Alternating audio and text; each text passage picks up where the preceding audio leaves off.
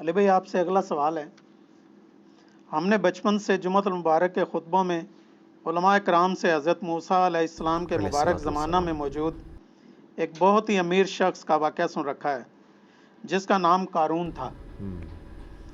اس کی دولت کے خزانوں کی چابیاں 70 اونٹوں پر لادی جاتی تھیں، لیکن اللہ تعالیٰ نے اسے اس کے خزانے سمیت زمین میں دھنسا دیا، وَلِعَوْذُ بِاللَّهِ تعالیٰ۔ وَلِعَوْذُ بِاللَّهِ تعالیٰ۔ قرآن و سنت کی روشنی میں اس واقعہ کی تفصیلات سے بھی پلیز آگاہ فرمائیں۔ دیکھیں جی، یہ واقعہ بہت اہم ہے۔ قرآن حکیم میں چند عبرت آموز جو واقعات ہیں ان میں سے ایک واقعہ قارون کا بھی ہے۔ سورۃ المؤمن جسے ہم سورہ غافر کہتے ہیں، اس کے اندر بھی اللہ تعالیٰ نے سیدنا موسیٰ علیہ نبینا علیہ الصلوۃ والسلام کا جب ذکر خیر کیا تو فرمایا کہ ہم نے موسیٰ علیہ السلام کو فرعون، حامان اور قارون کی طرف پیغمبر بنا کے بھیجا، یعنی ان کی پوری قوم کی طرف بھی، لیکن وہ ڈومیننٹ سرداروں کے نام اس لیے لیے جاتے تھے کہ وہ لیڈرشپ کے اوپر فائز ہوتے تھے۔ تو فرعون کا تو سب کو پتہ ہے، حامان اس کا وزیر تھا۔ یہ قارون جو ہے نا، یہ اس اعتبار سے بڑا امپورٹنٹ تھا کہ قارون جو ہے یہ موسیٰ علیہ السلام کا کزن لگتا تھا رشتے میں۔ یہ تورات میں ہمیں اس کی ڈیٹیل ملتی ہے اور قرآن بھی اس کو سپورٹ کرتا ہے، وہ میں سورۃ القصص سے آپ کو انشاءاللہ آیات پڑھ کے بھی بتاؤں گا۔ تورات میں ہمیں یہ ملتا ہے کہ یہ حضرت موسیٰ علیہ السلام کا کزن تھا، بنی اسرائیل میں سے تھا، آل فرعون میں سے نہیں تھا۔ لیکن جس طرح یہاں پہ بھی آپ کو پتہ ہے جب گورے آئے تو انہوں نے ہمارے بڑوں کو خریدا، تو وہ غلام تو گوروں کے ہوتے تھے، حکمرانی ہم پہ مسلمانوں کے نام سے کر رہے ہوتے تھے وائسرائے کی شکل میں۔ اور یہ آج آپ کو جتنے بڑے بڑے لینڈ لارڈ ملتے ہیں یہ وہ ہیں کہ جن کے آباء و اجداد نے غداریاں کی ہیں مسلمانوں کے ساتھ، اس کے ریوارڈ کے طور پہ انہیں انگریزوں نے کہا کہ جی آپ صبح سے شام تک گھوڑا دوڑائیں، جدھر تک پہنچ جائیں گے ساری زمین آپ کی، یہ جو ہزاروں کے نال لوگوں کی نکل رہی ہے۔ تو اسی طریقے سے جو حضرت موسیٰ علیہ السلام کا یہ کزن تھا قارون، یہ ہے بنی اسرائیل میں سے تھا لیکن حکومت کے ساتھ ملا ہوا تھا، اور بجائے یہ کہ بنی اسرائیل کی کوئی بہتری کی بات کرتا، الٹا یہ بنی اسرائیل کے اوپر ظلم ڈھاتا تھا، اور فرعون کا آپ سمجھ لیں ایک وزیر کی حیثیت سے تھا۔ یہ سورۃ القصص کے اندر اللہ تعالیٰ نے اس کا واقعہ ڈیٹیل سے بیان کیا ہے۔ سورۃ القصص سورت نمبر ہے 28 اور پارہ نمبر 20 کے اندر آپ بالکل اینڈ پہ چلے جائیں نا، آیت نمبر 76 سے آنورڈ۔ اعوذ باللہ من الشیطان الرجیم، بسم اللہ الرحمن الرحیم۔ ان قارون کان من قوم موسیٰ، بے شک قارون موسیٰ کی قوم میں سے تھا۔ اب یہ قرآن نے سپورٹ کر دیا کہ وہ آل فرعون میں سے نہیں تھا، ہے بنی اسرائیل میں سے تھا، اور تورات میں ہمیں ڈیٹیل ملتی ہے کہ وہ ان کا چچا زاد لگتا تھا، پیغمبر کا رشتہ دار بھی ہے، کافر ہے تو مردود ہے۔ ہمارے محبوب علیہ السلام کا رشتہ دار ابو لہب مردود ہو گیا۔ فبغى علیہم، لیکن اس نے بغاوت کی ان کے اوپر۔ وآتیناہ من الکنوز ما ان مفاتحہ لتنوء بالعصبۃ اولي القوہ۔ اللہ فرماتا ہے ہم نے اس کو ایسے خزانے دیے تھے کہ جس کی چابیاں ایک بہت بڑی جماعت اٹھاتی تھی۔ یہ 70 اونٹوں والی بات تو، یہ 70 اور اونٹ تو ویسے ہی سال لگ جاتے ہیں نا، قرآن میں اتنا ہی ذکر ہے کہ بہت بڑی جماعت تھی جو صرف چابیاں اس کی اٹھاتی تھی۔ ہو سکتا ہے اونٹوں کے اوپر وہ لاتے تھے تو 70 بھی، یعنی بڑی 70 کا عدد ویسے عربی زبان میں کثرت کے لیے بھی استعمال ہوتا ہے۔ اذ قال له قومه لا تفرح، جب اس کی قوم نے اس سے کہا کہ مت شیخی بگاڑ، ان اللہ لا يحب الفرحین، بے شک اللہ تعالیٰ شیخی بگاڑنے والے کو پسند نہیں کرتا۔ دولت آتی ہے تو شیخی تو پھر بگاڑتا ہی ہے نا انسان، الا ماشاء اللہ۔ وابتغی فیما آتاک اللہ الدار الآخرہ، اور جو اللہ نے تجھے اتنا مال دیا ہے اس سے آخرت کی زندگی طلب کر، مراد کے اللہ کی راہ میں خرچ کر۔ جو بخاری مسلم میں حدیث ہے کہ انسان کہتا ہے میرا مال میرا مال میرا مال، حالانکہ تیرا مال تو وہ ہے جو تو نے کھا کے ختم کر لیا یا پہن کر بوسیدہ کر لیا، باقی تو تیرے ورثاء کا مال ہے۔ یا پھر تیرا مال وہ ہے جو تو نے اللہ کی راہ میں خرچ کر کے آخرت کے لیے محفوظ کر لیا۔ تو نبی علیہ السلام فرمایا تمہارا مال 3 قسم کا ہے، کھا پی لیا، پہن لیا، یا اللہ کی راہ میں خرچ کر کے قیامت کے دن کے لیے محفوظ کر لیا، باقی تمہارے ورثاء کا مال ہے۔ ایک اور حدیث ہے بخاری و مسلم میں، نبی صلی اللہ علیہ وآلہ وسلم نے فرمایا انسان کے 3 دوست ہیں، 2 دنیا میں رہ جاتے ہیں، صرف ایک ہی قبر میں جاتا ہے، اس کا مال اور اس کے رشتہ دار وہ قبر سے باہر رہتے ہیں، اس کے اعمال 7 قبر میں جاتے ہیں۔ تو اعمال میں ظاہر ہے جو مال اس نے خرچ کیا ہوگا وہ 7 قبر میں جائے گا، باقی مال باہر رہ جائے گا۔ ایک اور حدیث ہے بخاری اور مسلم میں، نبی صلی اللہ علیہ وآلہ وسلم نے فرمایا ابن آدم کے پاس اگر سونے کی 2 وادیاں ہوں تو وہ خواہش کرے گا میرے پاس تیسری بھی آ جائے، اس کا پیٹ صرف قبر کی مٹی بھرے گی۔ اسی لیے بخاری اور مسلم دونوں میں آتا ہے، نبی صلی اللہ علیہ وآلہ وسلم نے فرمایا اے اللہ محمد اور آل محمد صلی اللہ علیہ وآلہ وسلم کو بس اتنا ہی رزق دینا کہ ان کی روح اور جسم کا رشتہ برقرار رہے، یعنی سبسسٹنس لیول کے اوپر۔ اور ایک اور حدیث بخاری اور مسلم میں، اور یہ مزے کی بات ہے جتنی میں نے حدیثیں بیان کی یہ متفقن علیہ ہیں، بخاری میں بھی ہے مسلم میں بھی، یہ کہانی شریف نہیں ہے، بیسٹ کتابیں جو ہیں ان میں، اور وہ ہے واقعہ ایلا والی حدیث جو نبی علیہ السلام 1 مہینے کے لیے اپنی بیویوں سے ناراض ہو گئے تھے اس بات کے اوپر کہ انہوں نے زیادہ نان و نفقہ ڈیمانڈ کیا تھا۔ زیادہ کیا تھا؟ کچھ بھی نہیں تھا زیادہ، لیکن وہ نبی علیہ السلام کے فقر کے اعتبار سے زیادہ تھا۔ تو سورۃ الاحزاب کی آیات نازل ہوئی کہ اپنی بیویوں کو اختیار دیں کہ میں تمہیں مال دے کے چھوڑ دیتا ہوں، اور اگر تم اللہ اور اس کا رسول اور آخرت کا گھر چاہتی ہو پھر اسی غربت میں نبی علیہ السلام کے ساتھ گزارا کرنا ہے۔ پھر حضور نے ایک ایک بیوی کو آ کے آفر دی، سب نے اللہ اور اس کے رسول کو چوز کیا الحمدللہ۔ تو اس حدیث میں آتا ہے وہ جو نبی علیہ السلام 1 مہینے تک ناراض ہو کے اپنی بیویوں سے چھت پہ چلے گئے، تو حضرت عمر فاروق جب ملنے کے لیے گئے تو نبی علیہ السلام ایک چٹائی پہ لیٹے ہوئے تھے، آپ کے اوپر کرتا بھی نہیں تھا، صرف تہمت باندھی ہوئی تھی۔ اٹھ کے بیٹھے تو چٹائی پہ جب نشان چٹائی کے جسم پہ دیکھے تو حضرت عمر کی آنکھوں سے آنسو نکلے، کہا یا رسول اللہ آپ اللہ کے رسول ہیں اور کیسر و کسرا دنیا کے مزے لوٹ رہے ہیں، اتنی بڑے بڑے ان کے محلات ہیں، اور آپ تو اللہ کے رسول ہیں، یعنی آپ کو یہ سب کچھ ملنا چاہیے تھا۔ تو نبی علیہ السلام نے بہت زبردست جملہ بولا، آپ فرمایا عمر لگتا ہے کہ دنیا کی حقیقت ابھی بھی تجھ پہ نہیں کھلی، کیا تم اس بات پہ خوش نہیں ہو کہ کیسر و کسرا یعنی رومن اور پرشین امپائر کے جو شہنشاہ ہیں وہ دنیا کے مزے لوٹیں اور ہم آخرت کی سعادت لوٹ لیں؟ اندازہ کریں آپ، حضرت عمر کو کہا جا رہا ہے ابھی لگتا ہے دنیا کی حقیقت تم پہ نہیں کھلی، لیکن سر اس واقعے کے بعد پھر حضرت عمر پہ کھل گئی۔ سر پھر ان کا ڈنڈا اتنا سخت تھا کہ جتنا عرصہ وہ رہے ہیں نا، نہ خود حرام کھایا نہ کسی کو کھانے دیا، اس لیے اللہ تعالیٰ نے ان کے دور میں رومنز اور پرشینز کو گرایا ہے۔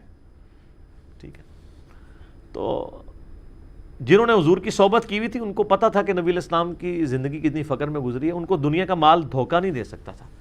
بہرحال اس واقعے کی طرف واپس آئیں، سورہ قصص والا۔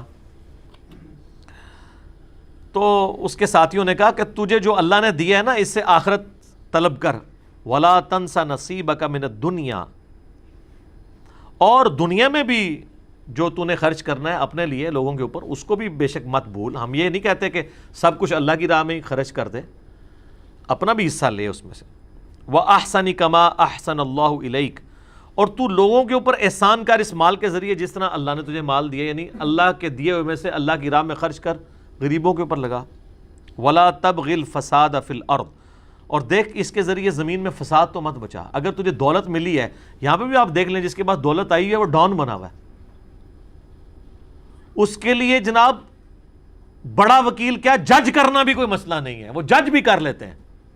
ظاہر ہے ججوں نے کئی فیصلے دیے ہیں نا ایسے کہ جی ان کے اپنے جج بکے ہوئے تھے، تو وہ کسی نے پیسہ لگایا تو بکتے ہیں نا۔ ان اللہ لا يحب المفسدین، بے شک اللہ تعالیٰ زمین میں جو فساد کرنے والے ہیں نا ان کو پسند نہیں کرتا۔ اب اتنی زیادہ نصیحت سننے کے بعد دماغ کا خمار دیکھیں کہ قارون جواب میں کیا کہتا ہے، قال انما اوتیتہ علی علم عندی، وہ کہنے لگا یہ جو کچھ مجھے حاصل ہوا ہے یہ تو میرا کمال ہے، یہ میرے علم کی بدولت ہوا ہے، میرے پاس جو ہنر ہے، میں بڑا یعنی ہوشیار آدمی ہوں, میں نے بڑی چلاکی کے ساتھ بڑے صحیح ٹائم پہ انویسٹمنٹ کر کے جناب فلانی جگہ پلاٹ لے لیا سی تھے, آج جناب میرے اثاثے اتنے ہوئے ہیں. آج کل ٹی وی پہ آپ سوشل میڈیا پہ دیکھ رہے ہیں نا, بڑے بڑے شریف لوگوں کے اثاثے ڈسکس ہو رہے ہیں, جو دنیا کو یہ بھاشن دیا کرتے تھے کہ فلاں حرام خور ہے, فلاں کی جداد اتنے گنا ہوگی, اپنی جدادیں آئی ہیں. اور جو لوگوں کہتے تھے ان کی تلاشیاں لو, اب یہ بھی اپنی تلاشیاں دیں نا, ٹھیک ہے, نام لیے بغیر. تو جو لوگوں سے تلاشی مانگتا ہے اس کو اپنی تلاشی دیتے ہوئے کوئی غصہ نہیں کھانا چاہیے. اس کو کہنا چاہیے جناب یہ میرا منی ٹریل ہے, یہ دیکھیں جناب, اس کی بجائے یہ کہنا شروع کر دے نہیں اس نے بھی دیکھو. یہ وہی ہے کہ پتر تو کیوں فیل ہویا, ابا جی تھوڑے دوست دا منڈا بھی فیل ہو گیا ہے. بھئی اگر ابا جی کے دوست کا بیٹا فیل ہوا ہے تو اس کی وجہ سے تیرا فیل ہونا جسٹیفائی نہیں بیٹا, ٹھیک ہے, یہ کوئی جسٹیفیکیشن نہیں ہے. بہرحال وہ کہنے لگا میرے پاس علم ہے خاص جس کی وجہ سے میں نے, اسی لیے ہمیں دعا سکھائی گئی ہے. سنن ابن ماجہ میں حدیث ہے نا کہ فجر کے بعد نبی علیہ السلام کیا دعا کرتے تھے, اللہم انی اسألک علما نافعا ورزقا طیبا وعملا متقبلا. میں ایسا علم تجھ سے مانگتا ہوں جو نفع مانگتا ہوں, اور رزق مانگتا ہوں جو پاکیزہ ہو, اور عمل ایسا مانگتا ہوں جو تیری بارگاہ میں قبول بھی ہو, ریاکاری کی نظر نہ ہو جائے. کتنی پیاری دعا ہے. علم نفع والا, نقصان والا نہ ہو. علم دین بھی نقصان بن سکتا ہے اگر آپ اس کو بیچنا شروع کر دیں, اور عمل بھی, نیک عمل بھی آپ کے لیے نقصان کا باعث بن سکتا ہے اگر اس کے اندر ریاکاری آ گئی, دکھلاوا آ گیا. یہ تو پھر لادہ سے ایک ٹاپک ہے. اللہ تعالیٰ فرماتا ہے اولم یعلم ان اللہ قد اہلک من قبلہ من القرون, کیا قارون نے یہ نہیں دیکھا تھا کہ بے شک اللہ تعالیٰ نے اس سے پہلے بھی کئی قومیں ہلاک کر دیں. من ہوا اشد منہ قوۃ واکثر جمعا, جو اپنی قوت اور مال جمع کرنے کے اعتبار سے قارون سے بھی زیادہ مال تھا ان کے پاس. اللہ تو وہ ہے جس نے ان کو بھی ہلاک کر دیا تھا, تو یہ قارون کو اپنے جو مال کے اوپر اتنا بڑا زوم ہے یہ کس بنیاد پہ تھا. ولا يسأل عن ذنوبهم المجرمون, اور جو مجرم ہیں ان سے ان کے گناہوں کے بارے میں نہیں پوچھا جائے گا. یہ نہیں پوچھا جائے گا, یہ لٹریچر کی زبان میں بات ہو رہی ہے کہ اللہ تعالیٰ کو پوچھنے کی ضرورت نہیں ہے, اس کو پتہ ہے کہ انہوں نے کیا کرتوت کی ہیں. یعنی جب عذاب آئے گا تو پھر نہیں پوچھا جائے گا کہ حضرت صاحب من عذاب لے آئیے توڑے, بغیر پوچھے اٹھا کے تو اللہ تعالیٰ ان کو تباہ و برباد کر دے گا. اور یہی قارون کے ساتھ ہوا ہے. جناب سنیں, یہ بھی ڈراپ سین آ رہا ہے اس کا. فخرج علی قومہ فی زینتہ, تو ایک دن وہ بڑی زینت کے ساتھ, آج کے دور میں آپ کہہ لیں کہ جی بڑی مہنگی گاڑی کے اندر بڑے مہنگی گھڑی پہنے ہوئے اور بڑے مہنگے جوتے اور کپڑے پہنے ہوئے نکلا. قال الذین یریدون الحیات الدنیا, تو وہ لوگ جو دنیا کی زندگی کے طلبگار تھے وہ کہنے لگے یا لیت لنا مثل ما اوتی قارون, کاش ہمیں بھی اتنا مال ملتا جو اللہ نے قارون کو دیا. یہاں پہ بھی آپ دیکھ لیں نا, کسی کی فلم بھی کامیاب ہونا وہ کہتا ہے اللہ کا فضل ہے.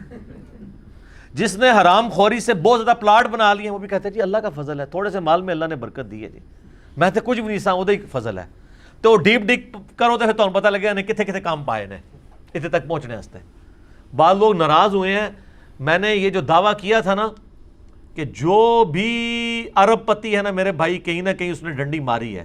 رزق کے حلال رزق کے اوپر کوئی شخص اتنا اوپر نہیں کبھی جا سکتا, کہیں نہ کہیں اس نے کمپرومائز کیا ہے اصولوں کے اوپر.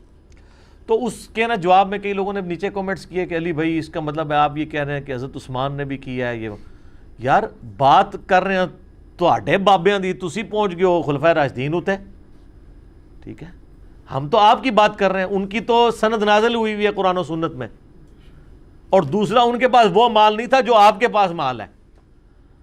خلفائے راشدین کا تو سارا مال جمع کریں تو ایک ایک پراپرٹی ڈیلر کے پاس اس سے زیادہ مال موجود ہے. تو ان کی مثال آپ لوگ کیوں دیتے ہیں؟ آپ اپنی بات کریں کہ آپ نے کہیں نہ کہیں جو ہے وہ لوگوں سے ناجائز زمینیں ہتھیا کے اپنے مال کو ڈبل کیا ہے, کہیں پہ سودی قرضے لیے ہیں, کہیں بدماشی سے ہتھیایا, کہیں پہ فائلوں کو پہیے لگائے ہیں. وہ تو خود بول کے لوگ کہتے ہیں. تو کہنے لگے کاش جو قارون کو دیا گیا نا اس طرح کا فضل ہمارے پہ بھی ہوتا.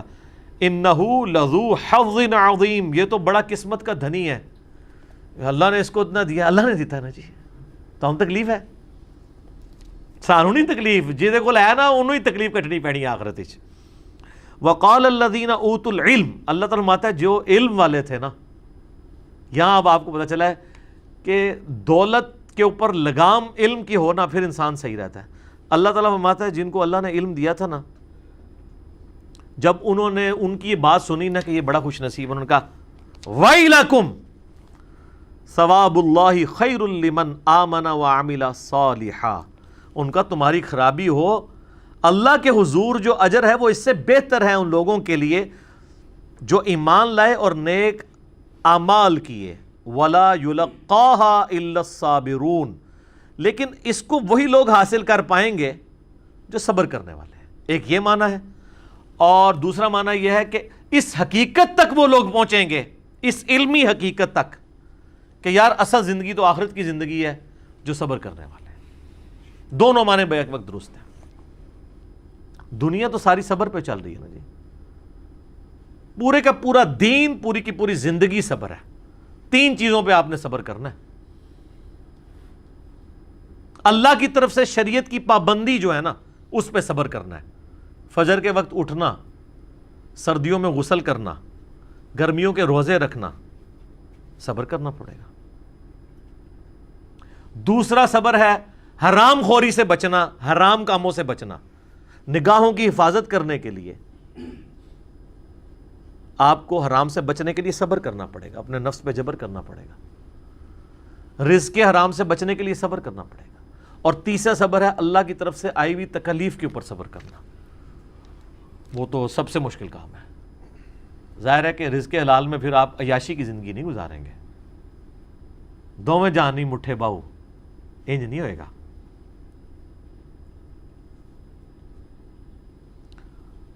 فَخَسَفْنَا بِهِ وَبِدَارِهِ الْأَرْضِ، تو اللہ تعالیٰ ہمارا ہم نے اس کو اس کے محل سمیت، خزانے سمیت زمین میں دھسا دیا۔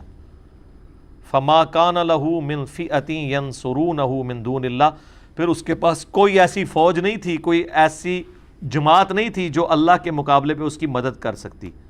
وَمَا كَانَ مِنَ الْمُنْتَصِرِينَ، اور نہ ہی وہ بدلہ لے سکتا تھا کوئی اللہ تعالیٰ سے اس کے اس معاملے میں۔ سر وہ 30ویں پارے کے اینڈ میں بھی آیا نا، اللہ فرماتا ہے ہم نے قوم سمود کو تباہ کر دیا، وَلَا يَخَافُ عُقْبَاهَا، اور ہمیں کوئی ڈر نہیں ہے اگر ہم نے کسی کو برباد کر دیا کہ کوئی آگے ہم سے بدلہ لے لے گا، کیونکہ ہم جس کو کر گزرے تو ہم سے تو کوئی نہیں پوچھ سکتا۔ یہ وہی چیز ہے، اللہ تعالیٰ ہمارا کوئی اس کی مدد نہیں کر سکی جماعت۔ اب آگے دیکھیں کیا ہوا، وَأَصْبَحَ الَّذِينَ تَمَنَّوْا مَكَانَهُ بِالْأَمْسِ، وہ لوگ جو کل تک یہ تمنا کر رہے تھے کہ یار ساڈے کول بھی قارون جتنا مال ہوتا، اللہ تعالیٰ فرماتا ہے اگلے دن کیا ہوا، یقولون ویک ان اللہ یبسط الرزق لمن یشاء من عبادہ ویقدر، وہ کہنے لگے ہائے افسوس، بھئی اللہ ہی ہے جس کے لیے چاہے رزق کو کشادہ کر دے اور جس کے لیے چاہے رزق کو تنگ کر دے۔ لولا امن اللہ علینا، اگر ہم پہ اللہ کا فضل نہ ہوتا، لخسف بنا، تو ہم بھی زمین میں دسا دیے جاتے۔ وہ لوگ جو کل کہہ رہے تھے ہمیں بھی اس طرح کی دولت بنا کے، شکر ہے جناب اسی دی زمین میں دسا دیے گئے۔ ایک دن بعد ہی رزلٹ جب سامنے آیا نا، سر یہی ہونا ہے جو مولا علی کا قول ہے کہ انسان سویا ہوا ہے، جیسے ہی مرے گا جاگ جائے گا۔ او یہ کیا ہوا، یہ دنیا میں اللہ نے ان کو جگایا۔ ایک دن پہلے کہہ رہے تھے ہمیں بھی قارون جیسی دولت ملے، اور اگلے دن کیا کہہ رہے ہیں، شکر ہے یار اسی غریب ہی چنگے ہیں۔ یہ تو مارا گیا اپنی دولت سمیت، وہ دولت تو اس کو بچا سکی نہیں۔ وَيْكَأَنَّهُ لَا يُفْلِحُ الْكَافِرُونَ، ہائے افسوس کبھی بھی ناشکرے لوگ کامیاب نہیں ہو سکتے۔ یہاں کفر سے مراد ناشکرے لوگ ہیں، لیکن ناشکری ہے نا، اللہ نے رزق دیا تھا، اللہ نے نعمتیں دی تھی، آپ نے اللہ کی راہ میں خرچ نہیں کی، اپنی عیاشیوں کے اوپر خرچ کی ہیں، تو یہ ناشکری ہے۔ یہ اذانیں شروع ہو جاتی ہیں انشاءاللہ، بقیہ کے سوالات اذان کے وقفے کے بعد انشاءاللہ۔